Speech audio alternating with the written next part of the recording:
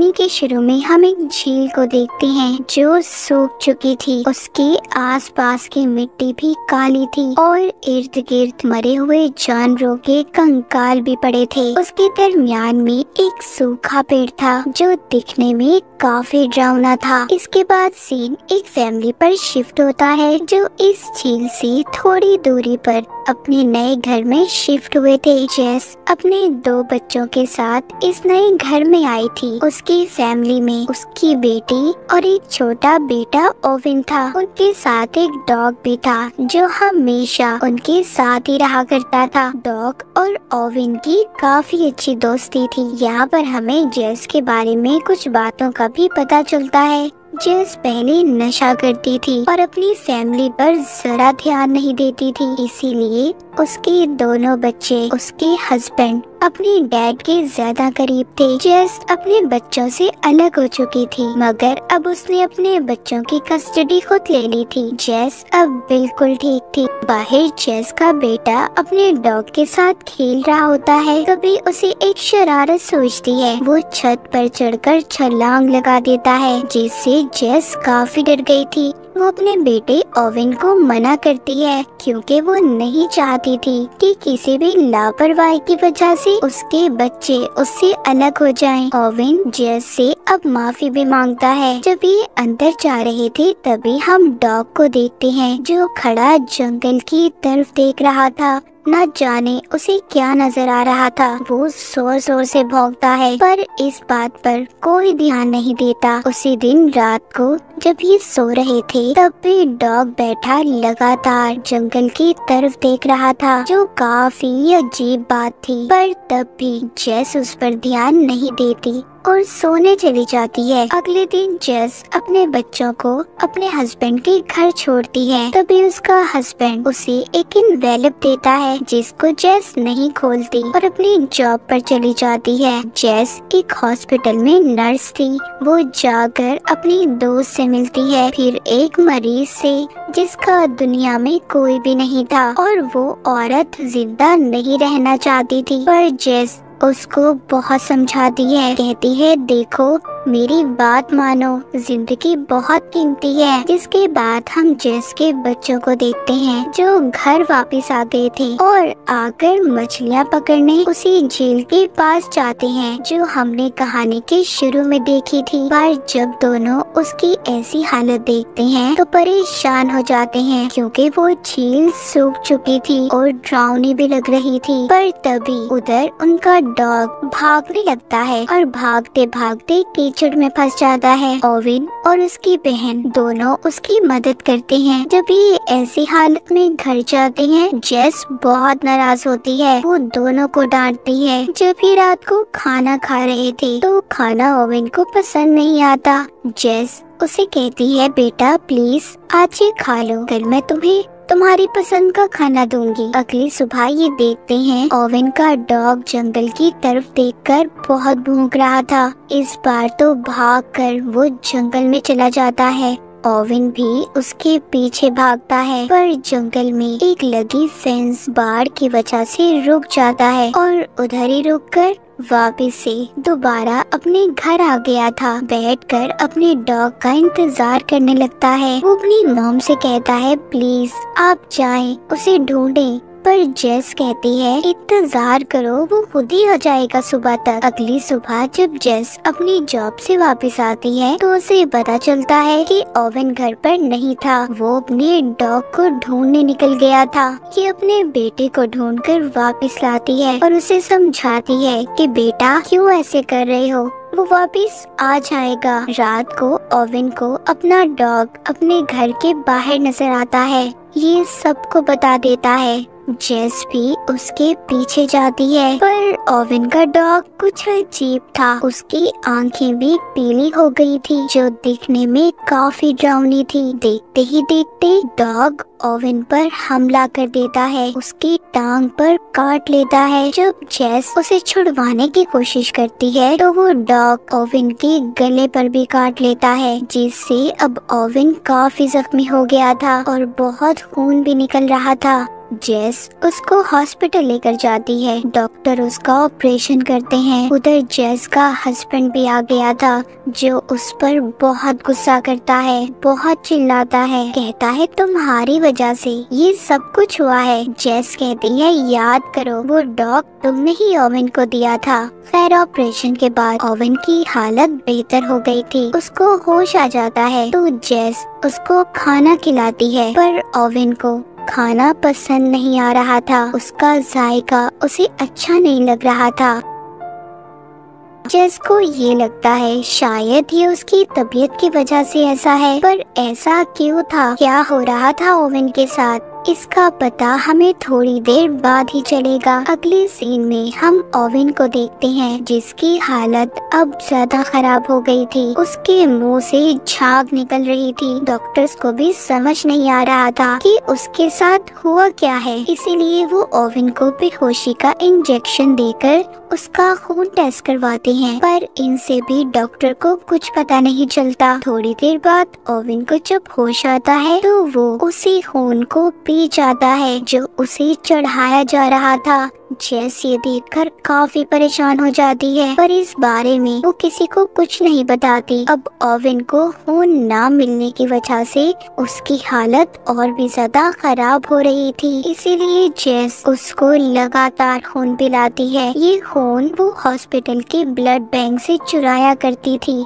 जब ओवेन घर जाता है तो जेस हॉस्पिटल से बहुत से खून के पैकेट चुरा कर ले आई थी। वो अपनी बेटी से छुपाकर ओवेन को खून पिलाती थी। एक दिन ओवेन की जरूरत हद से बढ़ जाती है, वो सारे के सारे पैकेट्स एक साथ ही पी जाता है। जेस जब ये देखती है काफी परेशान हो जाती है, उसे समझ नहीं आ रहा था कि आखिर उसके बेटे को हुआ क्या था। अब उसे हर जगह से खून मिलना भी बंद हो गया था, इसीलिए जेस अपने बेटे को जानवरों का खून पिलाना शुरू करती है, पर जानवर का खून पीते ही ओवेन की हालत खराब हो जाती है। जेस के पास कोई और रास्ता नहीं था, वो ओवेन को अपना ही खून निकालकर पिलाने लगती है। वक्त के साथ साथ ओवेन की खून पीने की चाहत अब बढ़ती जा रही थी, जिससे जेस बहुत परेशान थी। इसी वजह से उसने उसे स्कूल भेजना भी बंद कर दिया था। एक दिन जेस रिसर्च करती है कि आखिरकार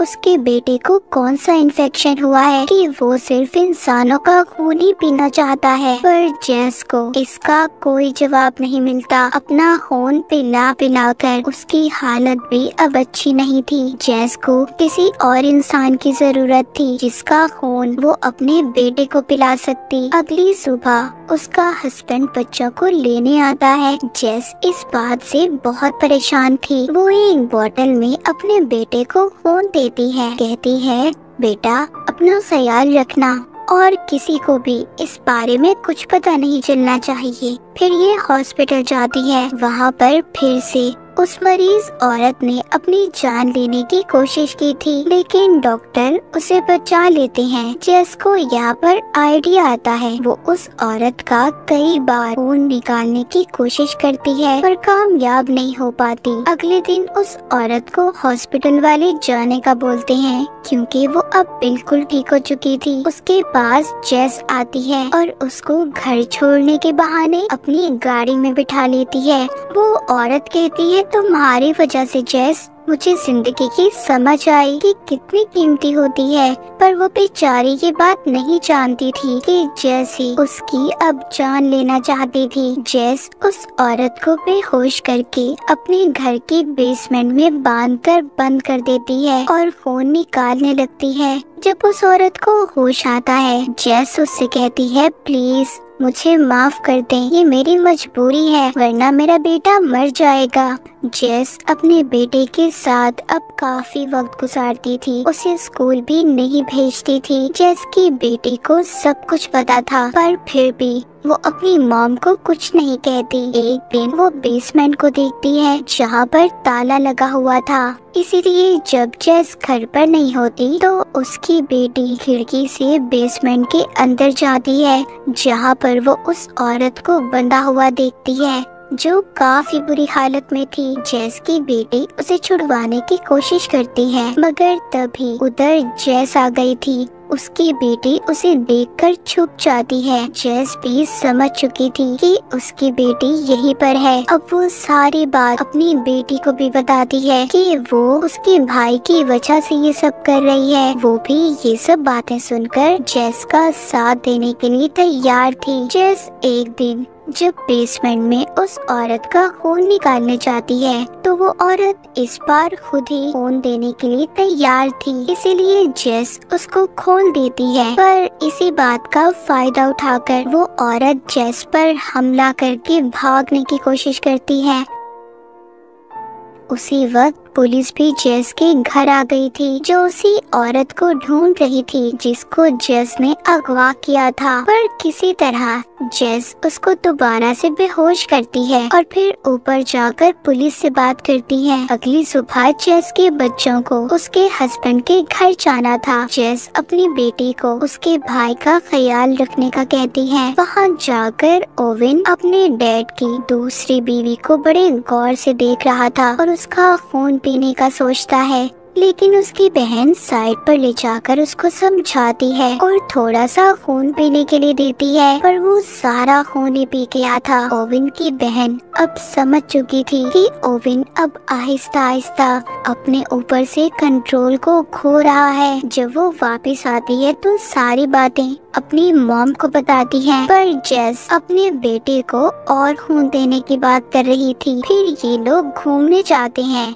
जेस जब अपने घर वापस आती है तो बेसमेंट का दरवाजा खुला हुआ था। वो औरत यहाँ से भाग चुकी थी जिसको जेस ने कैद किया हुआ था। वो भागकर जंगल की तरफ जा रही थी। उसके पीछे ओवेन भी जाता है। वो औरत तेजी से भागते हुए ध्यान नहीं देती और जंगल में लगी फेंस बाड़ से उसका गला कट जाता है। वहाँ पर उसके पास ओवेन भी आ जाता है, बाद में जेस भी। पर जेस आकर अजीब सा नजारा देखती है। ओवेन उस औरत का खून पी रहा था जो काफी डरावना था। जेस सबसे पहले उस औरत की लाश को छुपाती है। अगली सुबह जेस फिर से ओवेन को अपना खून देती है, पर अब वो इस हालत में नहीं थी कि अपने बेटे को और अपना खून पिला पाती, लेकिन ओवेन बार बार खून मांग रहा था। तभी उसके घर पर जेस का हस्बैंड आता है, जो साथ एक ऑफिसर को लाया था, क्योंकि उसका कहना था कि जेस उनके बेटे को स्कूल नहीं भेज रही। दूसरी तरफ हम जेस की बेटी को देखते हैं जो उसी झील के पास जो पेड़ था उसकी तरफ देख रही थी। वो जब उस पेड़ के पास जाती है तो उसे कुछ अजीब चीजें नजर आती हैं। वो वापिस आकर जेस को बताने की कोशिश करती है, पर जेस का हस्बैंड उसे बात नहीं करने देता और गवर्नमेंट ऑफिसर की मदद से दोनों बच्चों को अपने साथ ले जाता है। उनके जाने के बाद जेस फिर से अपना खून निकालने की कोशिश करती है ताकि वो अपने बेटे को खून पिला सके। उधर जेस के हस्बैंड के घर पर ओवेन अपने डैड की दूसरी वाइफ के बेटे का खून पीने की कोशिश कर रहा था। उसकी बहन आकर उसे रोकती है, जिसके बाद वो उसे उसी जंगल पे ले जाती है। वो उसको बताती है कि मैंने उस सूखे पेड़ के अंदर कुछ देखा है। वो कहती है कि मैं उस पेड़ को जलाने वाली हूँ ताकि मैं तुम्हें बचा सकूं। पर ये बात सुनते ही ओवेन उस पर हमला कर देता है। ओवेन की आंखें भी उसकी डॉग की तरह ही पीली हो गई थी। उसके चेहरे पर उसकी नसें नजर आ रही थी। ओवेन का ये रूप देखकर उसकी बहन डर जाती है और भागने की कोशिश करती है। दूसरी तरफ उनके डैड उन्हें ढूंढते हुए जेस के पास जाते हैं। उन्हें लग रहा था कि शायद उनके बच्चे जेस के पास हों, जबकि वो वहाँ पर नहीं थे। जेस भी अपने बच्चों के बारे में सुनकर काफी डर जाती है। तभी उसे याद आता है कि उसकी बेटी ने उसे सूखे पेड़ के बारे में बताया था। ये फौरन वहाँ पर जाती है। वहाँ जाकर तो अजीब ही नजारा था। देखती है कि ओवेन बिल्कुल भी अपने कंट्रोल में नहीं था। वो अपनी ही बहन का खून पीने की कोशिश कर रहा था। जेस आकर ओवेन को समझाती है, पर उसकी बेटी कहती है, मॉम ये हमारा ओवेन नहीं है। ओवेन बिल्कुल एक शैतान में बदल चुका था। जेस उसको वहीं उसी मिट्टी में दबाकर मार देती है। ये काफी दुखी सीन था। जिस बेटे के लिए जेस इतना कुछ कर रही थी, अब उसे ही मारना पड़ता है। ओवेन मर चुका था। जेस अपनी बेटी को कहती है कि इस बारे में वो किसी को कुछ नहीं बताए। सबको ओवेन की मौत का हादसा बताती है, पर उसके बेटे की मौत की वजह से उसकी बेटी की कस्टडी भी उससे छीन ली गई थी। जाते हुए उसकी बेटी कहती है, जो कुछ भी किया बिल्कुल ठीक किया मॉम आपने। जेस को देखते हैं जो उस पेड़ को आग लगा देती है और फिर एक डॉग के साथ ऐसे खेलती है जैसे ओवेन अपने डॉग के साथ खेलता था। वो डॉग भी खेलते खेलते जंगल की तरफ देखकर भौंकने लगता है। अगर बात करें उस पेड़ की, तो उसमें कोई ऐसा क्रिएचर था जिसने पहले ओवेन के डॉग के अंदर वायरस को डाला और डॉग के काटने से ओवेन के अंदर वो वायरस गया। पर इन सब में जेस ने अपने बच्चों को खो दिया था। जेस ने भी जो उस औरत के साथ किया वो गलत था, पर एक माँ होने की वजह से वो तो बस अपने बेटे को बचाना चाहती थी, जिसको आखिर में उसे खुद ही मारना पड़ा सबको बचाने के लिए। और इसी सैड एंडिंग के साथ ये कहानी यही